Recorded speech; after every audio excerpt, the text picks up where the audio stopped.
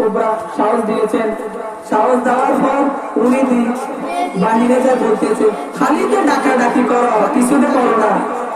কাকে বলতেছে? জিবরাইল আমিন ওনাকে বলতেছে খালি ডাকাডাকি করো, কিছুতে বলে না। তখন জিবরাইল আমিন বলতেছে, ইয়া রাসূলুল্লাহ সাল্লাল্লাহু আলাইহি ওয়াসাল্লাম, আমি আপনাকে তো ডাকি, আপনি তো শুনেন না। কি করেন? আপনি তো শুনেন না, আপনি তো না শুনে চলে যান। আজকে যখন শুনতে চেয়েছেন, ইয়া রাসূলুল্লাহ, আমি তাহলে বলতেছি, আমি আল্লাহ পাঠানো একজন ফেরেশতা, আমার নাম জিবরাইল। আল্লাহ আমার মাধ্যমে আপনার কাছে ওহী পাঠিয়েছে।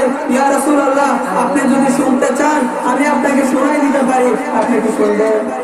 আমার আপনার নবী কি শুনবেন না? অবশ্যই শুনবে।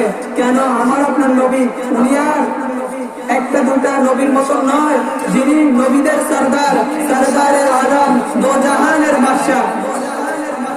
ওনাকে তখন বলতেছে, কেন না আমি শুনবো না? তখন আমার আপনার নবীকে, জনাবে মুহাম্মদ রাসূলুল্লাহ সাল্লাল্লাহু আলাইহি ওয়াসাল্লামকে বললেন, ইয়া রাসূলুল্লাহ, তাহলে আমার সাথে আউযু বিল্লাহ